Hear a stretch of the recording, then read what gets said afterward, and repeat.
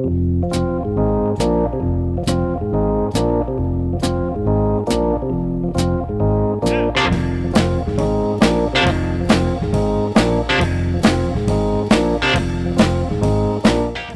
to the Two Blokes Chatting radio show on 94.7 The Pulse.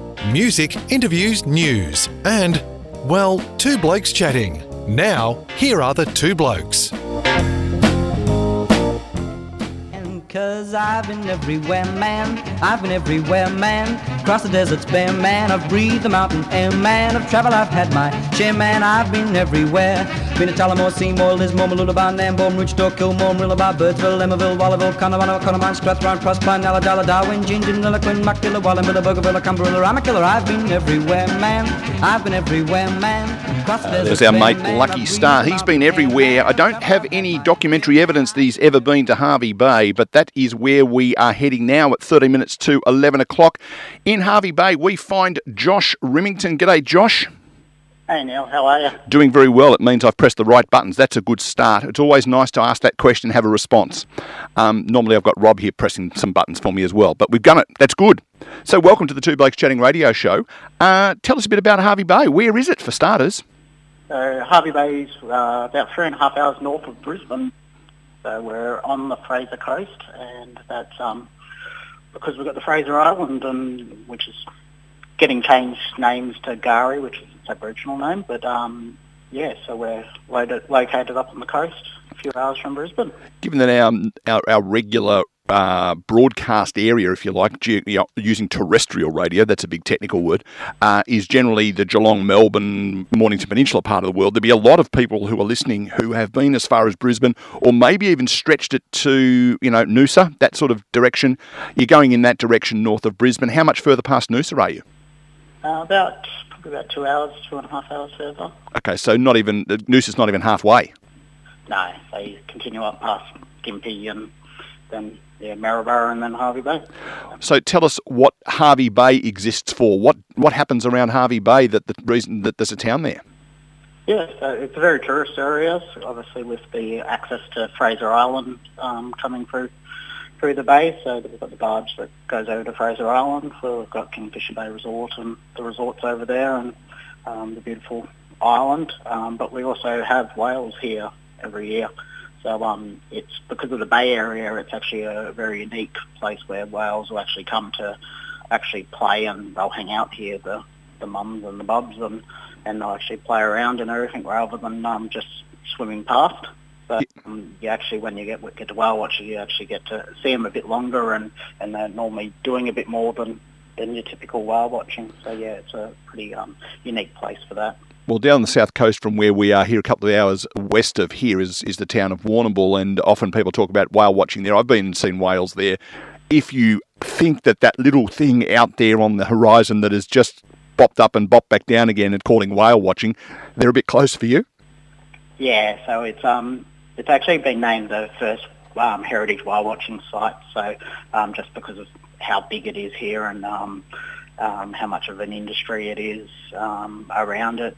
Obviously a lot of restrictions around it as well, so that you can't go too close and all that. You have to let the whales come to you and still do their thing. But it's very much the calm waters created by Fraser Island blocking and creating the bay gives you that sort of unique environment where the whales like to sort of hang out, play and do their thing. Now, there's probably a little bit of a hint in the name, i.e. Fraser Island. In my head, I know it's been a big day, so, my brain's probably not functioning, but it sort of only just dawned on me. That means it's not attached to the mainland. How far away from the mainland? How long does it take on the barge to get across? I think it's about half an hour to an hour. It's not too bad. Okay, it's still some distance away, though. Yeah, so we can see it out on there, but it's a decent sort of gap between us and everything. So you're not swimming out there? No, and it's like the largest sand island in the world, so it's a pretty unique sort of place in itself. And I think I'm right in saying it got a bit of bad press at one stage, dingoes, wild dogs and stuff, is that right? Yeah, so obviously the dingoes naturally live on the island and everything else, so they're protected, but obviously with a lot of people camping and everything else, the dogs want to find food and everything else, so yes. They will come in and sort of try and get food and everything off people. So obviously the rangers over there have a bit of a battle on their hands to make sure that people put food away and don't feed them and hang out with them and that sort of stuff, and just let them do their thing. Yeah, absolutely. So there'd be people who are listening to this and they'd be going, "Oh, I'll look this up on Google," because people like to do that while they're listening to us, and they're typing in Harvey Bay, Hervey Bay, and they're not finding it. What's going on with the spelling of the name? Yeah, so Harvey's Hervey.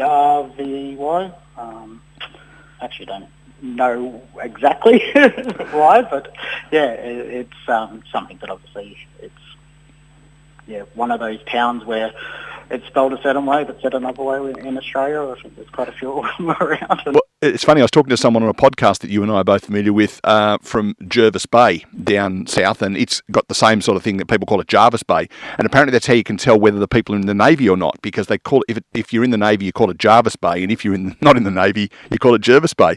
I guess you can tell who the Victorians are by the ones that call it Hervey Bay. Yeah, and you can sort of see as well when they post online as well in the community group if they've just come up here still spelling it the wrong way and stuff. But yeah, it's all part of the fun Australian language. Now, Rob will be listening because he's in the car driving to a function, so he will be listening, so he should say hello, Rob. But he always asks the question about the agricultural component. What goes on the land around your world? Yeah, so we're still very close to Bundaberg and Maryborough and a lot of that area, so still a lot of sugarcane. Mm-hmm. And there's actually been popping up quite a bit of natural energy sort of things with wind farms, and I know one of the sugar plants has been sold to a company doing another type of energy in there, and there's a few different projects just because of the open space and the sun and different other things. Then there's a lot of that natural energy projects going on as well. So it is definitely a very diverse sort of area for that stuff as well. Because I guess where we are here in Geelong, we're only an hour's drive, unless Geelong Road's got an accident on it, in which case it's a 2.5-hour drive, but an hour's drive to Melbourne, and so a lot of people commute. Clearly, people aren't going to be commuting from Hervey Bay to Brisbane or even to the Sunshine Coast every day. So there's obviously some industries in and around town. What sort of work do you do? So I've got a marketing company, so I work with both local businesses and businesses around Australia, helping them with their online marketing, so with their website, with Google marketing, social media, anything around that sort of stuff. Also recently bought a sign business, so we do the printing and signage as well. Okay, so just focusing a little on the digital marketing and stuff, because we've only got a couple of minutes to go, but it's obviously something that's growing. Are you seeing a better acceptance from people who are spending their money on that sort of advertising, or is it still a fair bit of old traditional stuff? Yeah, so it's a combination. So we found that COVID sort of did some favours for it as well, and pushed some of the online activity and people's acceptance of using online ordering and things like that. So that sort of helped it. There's still always that trust issue with it being online. So and also business owners not totally understanding it. So there's a lot of companies out there that sort of have taken advantage of the business owners' lack of understanding of it. So there's a bit of that trust factor when they've dealt with someone else and might not have got the results as well. So it is still a lot. I work a lot on the sort of education and helping the business owners understand it before we even work on anything, so that they know what's actually happening in their business with the marketing side of it, and they're not just sort of putting money into something and not sort of understanding where the return's coming from. Yeah, I guess there's also people who go, it doesn't matter, I throw $50 on Facebook advertising every now and again. It's a little bit more scientific than I suspect.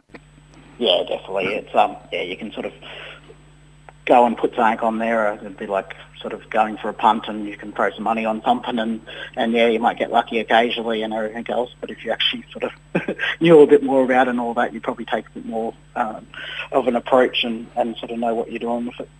So apart from Fraser Island, because we do need to wind up, if I'm coming up to Hervey Bay, what's the one thing I must do apart from obviously go to Fraser Island and the beach and stuff? But what else must I do while I'm up there? Yeah, so probably one of the newest things is Maryborough has got a golden toilet.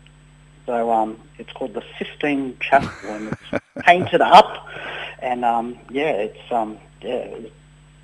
apparently the place to go see now. So Maryborough has got a lot of history with Mary Poppins and different other things, and there's a really great military museum and different stuff like that. But this is the latest, a gold toilet that you have to see. Well, you've just put a very big smile on Rob's face, even though I can't see him, but he will be very pleased that you refer to it as a golden toilet and not a golden bathroom. That's one of our bugbears here, that everyone's calling them bathrooms these days. And for folks who are listening, that's not Maryborough. That's about 2.5 hours drive here from Geelong. It's the one up just down the road from Hervey Bay that you would go through on the way from Brisbane. Is that right? That's correct, yeah. Yep. Part of the Fraser Coast as well. Yep, excellent. Josh, thanks for taking some time out of your busy Saturday morning to spend it with the listeners of the Two Blokes Chatting radio show. If anyone comes up to that part of the world and says, hey, I heard about you on the Two Blokes Chatting radio show, I'm sure you will give them a firm and hearty handshake. Yes, definitely. Excellent. Thanks, Josh, for joining us. Thank you so much.